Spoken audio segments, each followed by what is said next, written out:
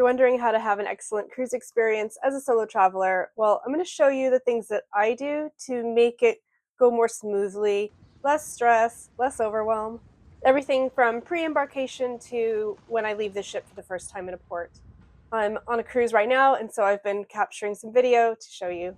If you don't know me, I'm Lisa. I'm a full-time traveler currently, and I'm also a late diagnosed autistic ADHDer. And I'm also an introvert. This is the third video in a series where I dig into choosing and planning a cruise for solo adult travelers that want a more calm experience. I'm going to do these in order. So first of all is your pre-arrival or pre-embarkation. So I've learned the hard way to definitely get yourself all set up on the app well in advance when you're on the Wi-Fi, and take note of your cabin number as it's been assigned to you. Take screenshots or otherwise write it down, and also screenshot or save anything that you might need as part of the boarding process, things like maybe a visa if you're going to be going into a country where you need a visa, and that way you have it on hand during check-in. If you're planning to drop your luggage off at the dock and have the staff crew deliver them to your cabin, then they do like it when you print out the luggage tags ahead of time. But if it's not possible for whatever reason, it's not a huge drama. You'll just need to go see someone who can write it down on the luggage tag itself. And that's where having your cabin number is really useful. I found out the hard way. Obviously, you can keep your luggage with you the whole time, but if you don't, maybe you want to keep a few items with you that you might need in those hours before you get your bags. So it's the day of your cruise. I like to try to arrive on time, depending on the time that's been assigned to me when I check in, or maybe the time I chose when I check in. A lot of people arrive early, but really all it does is just clogs up all of the check-in process. I've seen some very long lines on this last trip. I actually arranged embarkation assistance for this cruise because my last one I got very disoriented when I got on the ship and I couldn't find my stateroom.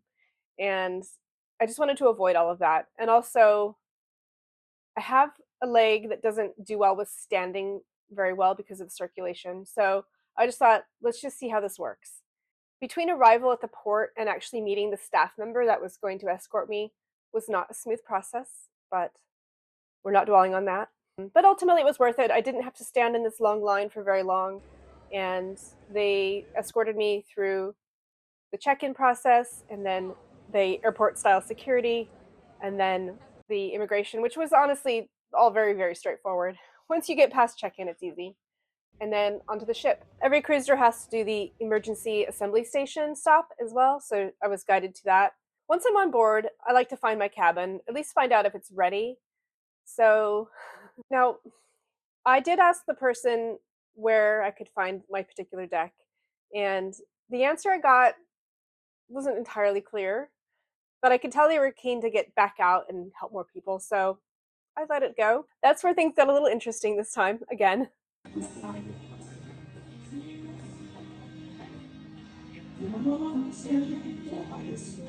I'm on a deck that's called 6A, and I cannot, for the life of me, I should have asked.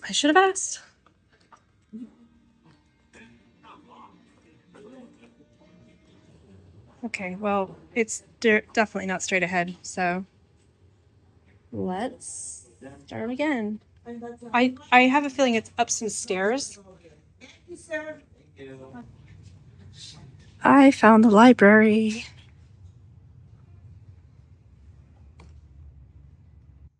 Everything from young adult reference, biography, history, and then those are all fiction. Hard to say how quiet that will be when everything's in full swing, but yeah, should be cool. So 6A exists. Access via deck 7, forward stairs. So this is 6A.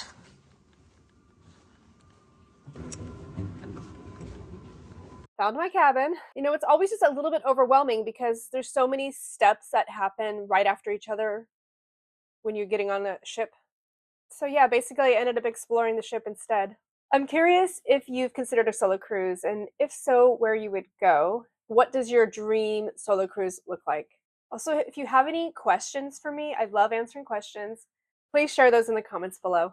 So the first thing I like to do is get oriented with the amenities and the use of the space in the cabin. TV, the lights, the AC, curtains, doors, just make sure everything works so you can request replacements or maintenance, and you do that through your cabin steward, if it's needed.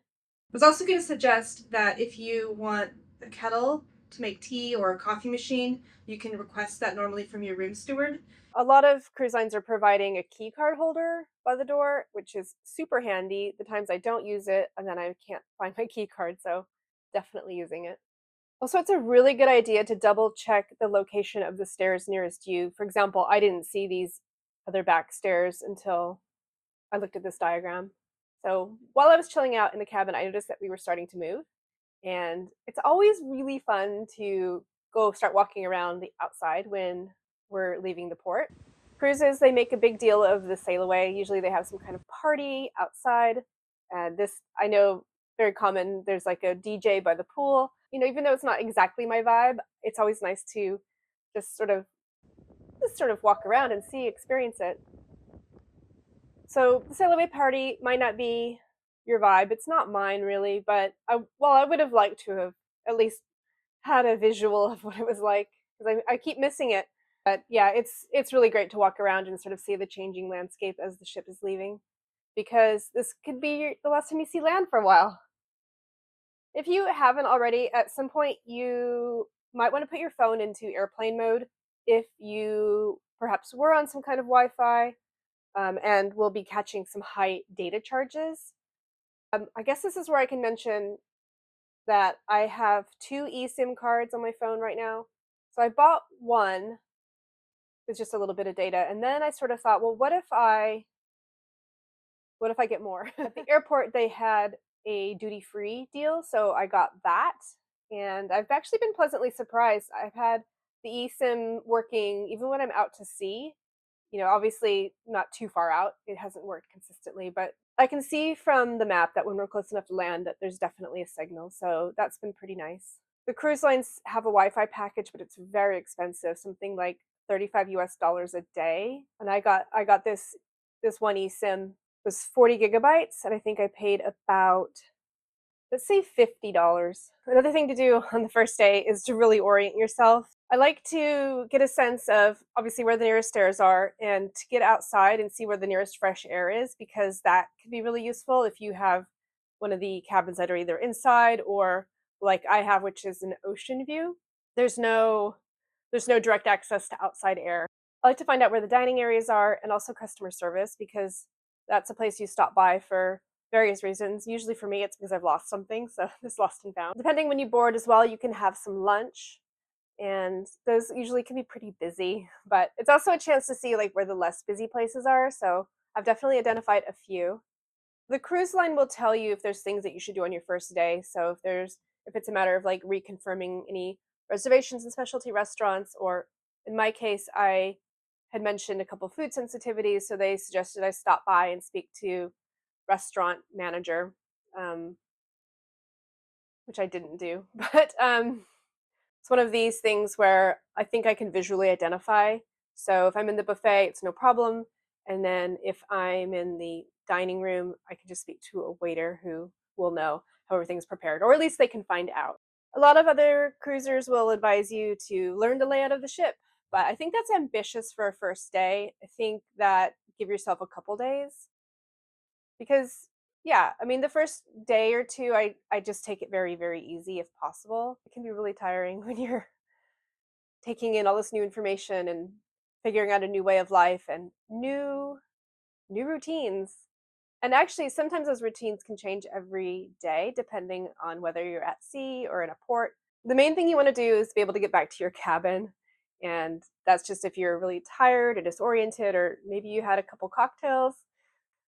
But anyway, for lots of reasons, it's a good idea to make sure you can find your way back. If you're finding this valuable, please hit the like button. It'll help others be recommended this video. I generally like to get settled in the cabin as soon as I can. So as soon as my luggage arrives, that way I can just deal with anything that perhaps got spilled, and I can hang up my clothes so the worst of the wrinkles go.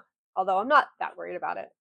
Usually at some point, the cabin attendant will stop by and introduce themselves. I like to write their name down because I'll probably forget because I'm terrible with names. And it's nice to use their name and they might use yours too. So that's, I don't know, it's just a nice thing to do. If you're up for it, then you can start thinking about meeting people. So most cruises have some kind of solo traveler meetup, and this cruise is no exception. In fact, Norwegian is really well known for having a lot of solo travelers. So the first day we met at 7 p.m. and it was kind of chaos. There was a lot more people than I thought there would be, and the host was still rounding up people well into it because it wasn't clear where we were supposed to go. I think there's like over 60 of us. I don't know. I'm bad with estimating, but it was a lot of people. Certainly far more than what was on the Trans-Pacific cruise, which was maybe 15 or 18 regulars. It's really nice to meet other solo travelers, and if they're at the meet and greet, then they're open to conversation. And the host also did head counts and arranged for tables for dinner. And I did that for the first 2 nights. The last 2 nights I didn't.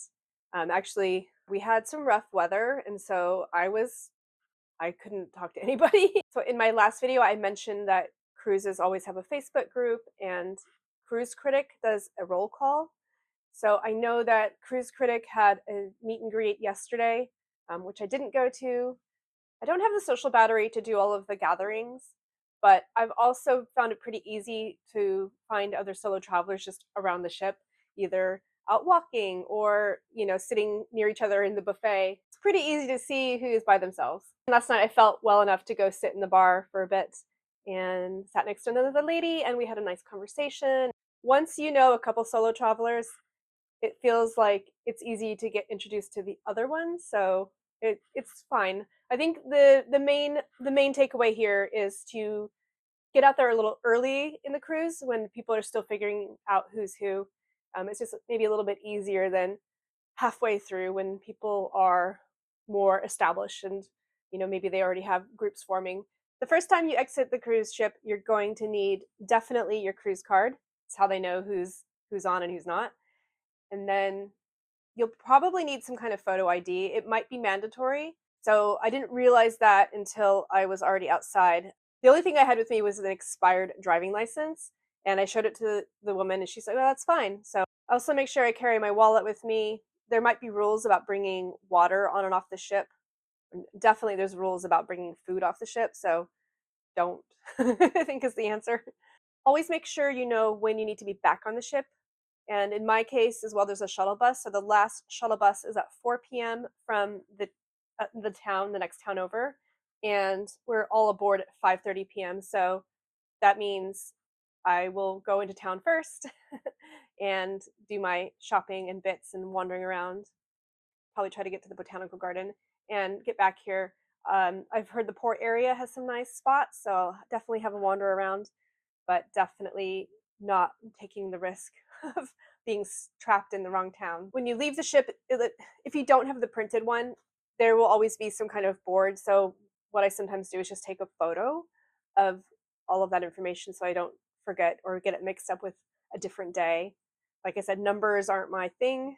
I also saw it's not a bad idea to note down the port agent information. So it's actually printed here, and it's just if for whatever reason something terrible happened and I got delayed, I could at least phone them. There's a possibility they can hold the ship, but it's not a guarantee. It's just a just in case.